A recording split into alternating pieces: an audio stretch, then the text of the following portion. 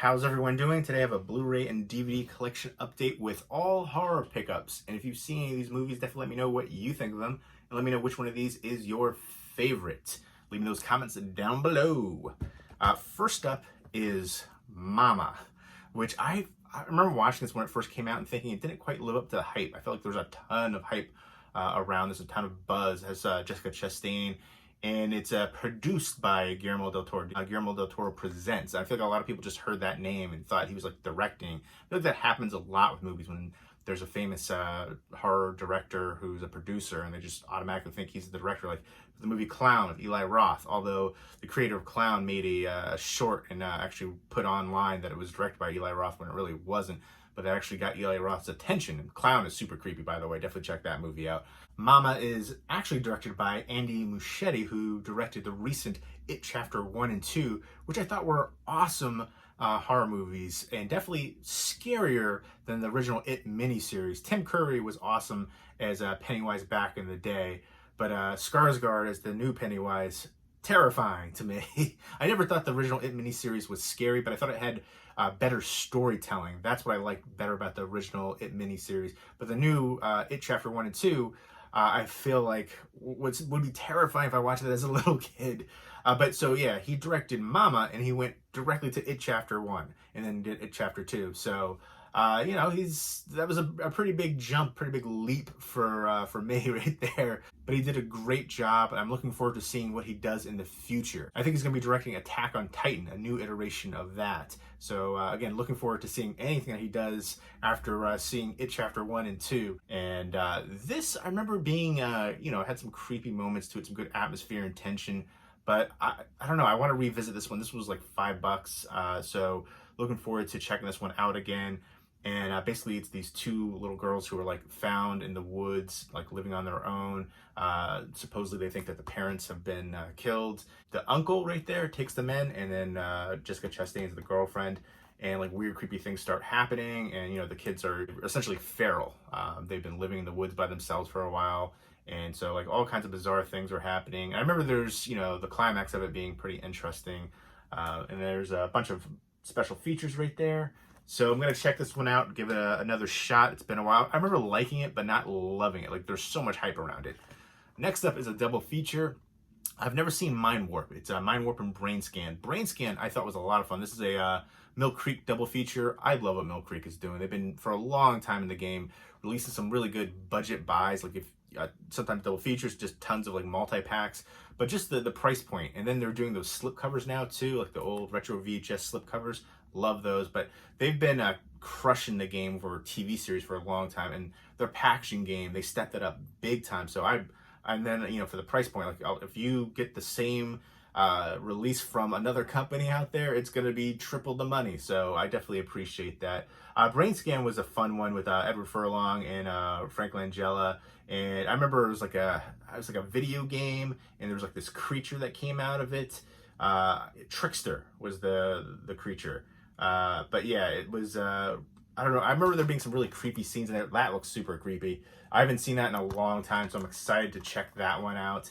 And then Mind Warp has Bruce Campbell in it, and Angus Scrimm too.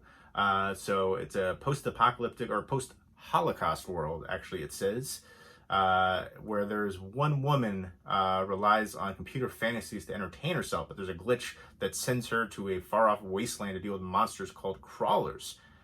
She's saved by a young rebel, Bruce Campbell. The pair are later captured and brought to the underground by the crawlers.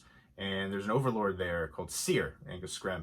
And, you know, I guess they have to fight for their lives, essentially. So I'm looking forward to checking Mind Warp out and revisiting Brain Scan. Let's see, it's all on one disc. But, again, affordable. So I'm pretty sure Mind Warp had another release. I think it might have been Twilight Time release, but I think it's long out of print now. So yeah, Brain Scan and Mind Warp. Brain Scan, I remember really enjoying the heck out of it. So I remember like the old DVD I had and I got rid of because I knew there was coming out with a Blu-ray for it. But I remember like the artwork for the disc was really cool. I don't even remember what it was, but I just remember in my mind thinking that was like really cool disc artwork. I was gonna do a video on that one day, like the best DVD disc artwork, which, you know, now it was like forever ago. I had like a whole notebook of like video ideas I wanted to do, and I just usually I think I just collected dust essentially. But I want to start, doing that more, planning things out more a bit. Next up is Legion, which I love this one. This one got a lot of criticism. I thought it was a really good kind of religious horror movie. The religion themes were so overt, so in your face. But I loved it so much. And I love the cast in here. You've got Dennis Quaid, Charles S. Dutton, Kate Walsh, Paul Bettany, Lucas Black, Tyrese, a bunch of recognizable people. They're at like this, I want to say like a little like truck stop kind of place, like gas station, restaurant, like in the middle of nowhere, like this desert highway. And there's a group of strangers that come there, and they find themselves involved in the battle of good versus evil. There's an angel that came down, and he's trying to save humanity essentially. And there's a demonic legion, facing up against them, and just I don't know. There's some really creepy scenes. The old woman scene was like super creepy to me.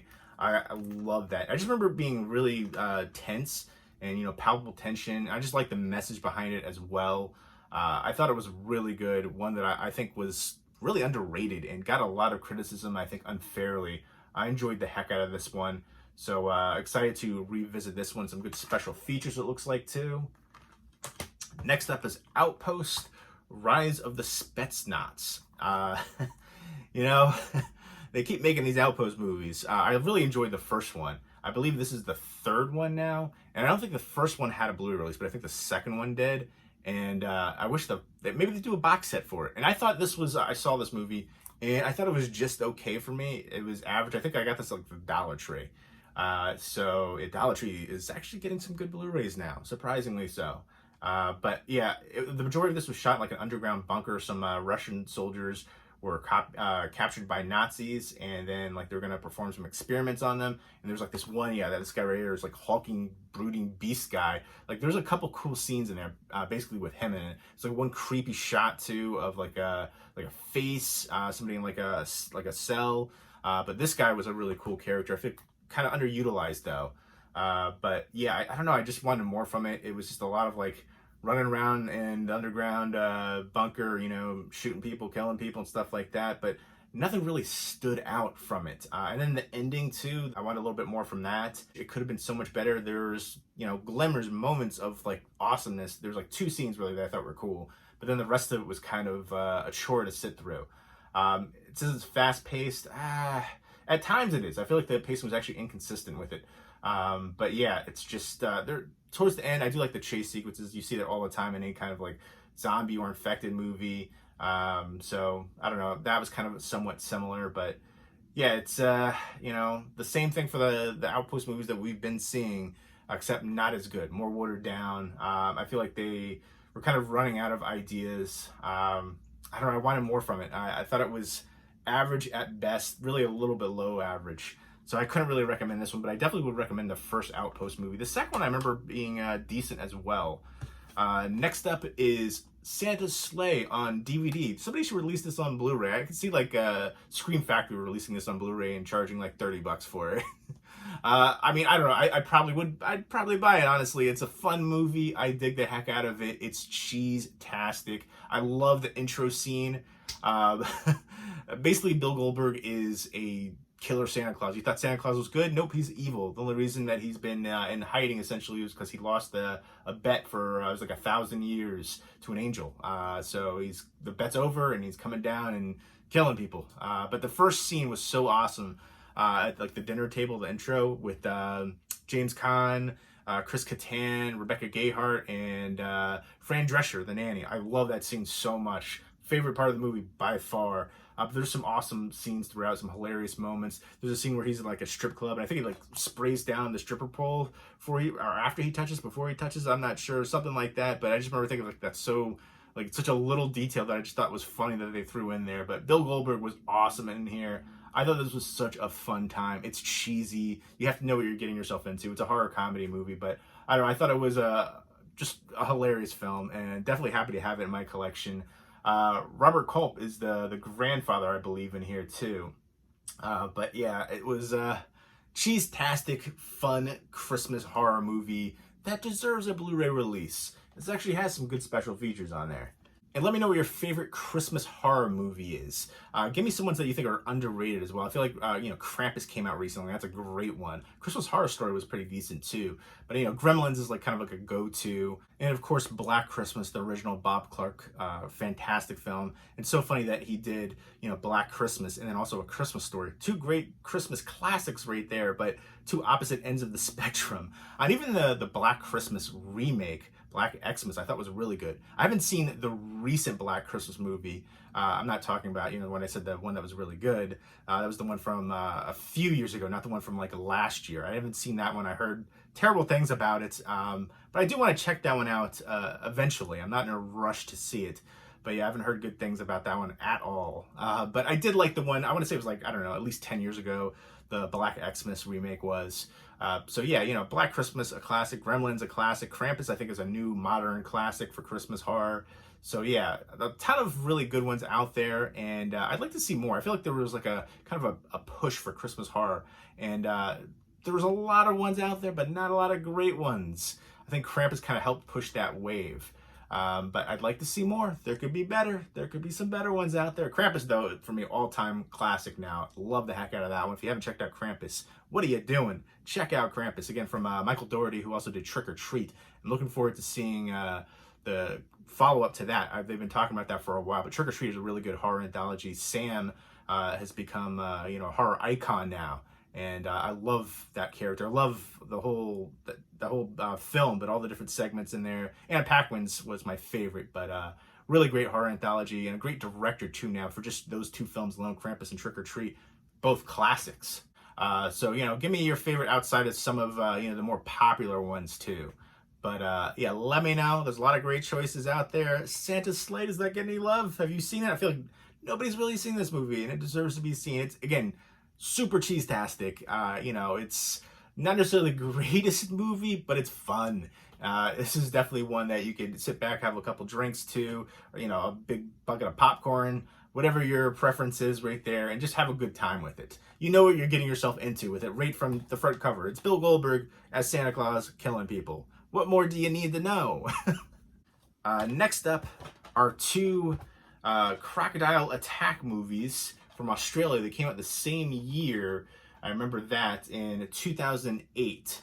Actually, this one says, I don't know. See, it's so funny. Now that I look in the back, this one says 2008, this one says 2006, but I think they were both released at the same year, 2008, I assume. I remember making that a point because I watched both of them recently, and I was surprised they both came out the same year. So maybe one was made earlier, but not released until that year. But I feel like everybody knows Rogue, but not many people know about Blackwater. I'm kind of surprised.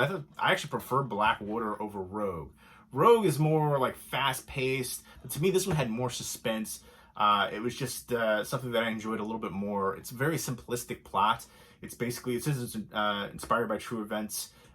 Three friends go on a crocodile trip essentially, and a tour, and the tour guide immediately gets killed. That's not a spoiler. And so they're kind of trapped in this remote little swamp area, and the boat is underwater essentially, and the crocodile is right around there, so they can't really get to the boat, and they're hiding up on this tree. Essentially a couple, and then the one sister of the girl. And I just remember it was such a simplistic thing, but just the tension all throughout. And there were some really awesome scenes that just, made your heart start to palpitate. So I love the heck out of this one. And if you like Crocodile Attack movies, I would highly recommend Blackwater. I feel like nobody really knows this one, so check it out. A great Australian Crocodile Attack movie. Next up is Rogue. This was released from Dimension Extreme, and I feel like everybody knows this one. This is written and directed by Greg McLean, who did Wolf Creek, and this also stars John Jarratt. He likes to work with John Jarratt. John Jarratt's been around for a long time, great Australian actor. Of course, he's Mick Taylor in Wolf Creek. I haven't seen the TV series for Wolf Creek, but I love the first one and the second one too. Make a third, keep going, make more. You could do prequels, you could do so much with it. You go more in the backstory of his character. But Wolf Creek 2, I thought was a really good action horror movie. Great sequel. So I thought that was a lot of fun. But this one right here is, again, a Crocodile Attack movie. There's a tour. Tour guide is Radha Mitchell, who's been in a bunch of different stuff. She was in Silent Hill, but done a bunch of Australian films too. Also stars Michael Vertan, I know there's a few other recognizable people in here. Sam Worthington was the other one, who's also an Australian actor. Done a ton of movies over here in the U.S. as well. Big actor. But yeah, so basically it's very simplistic, formulaic, straightforward plot, but a really good one as well. And crocodiles are, tearing people up. The tour guide, they get, kind of knocked over, and they're on this small little like mud island, and the tide's rising. They have to get out of there, and the crocodiles picking them off left and right. So I remember there was the scene where like where a nest or feeding ground is. I thought that was super awesome. Some really good tension in this one too. I love the heck out of this one, but I prefer this one a little bit more.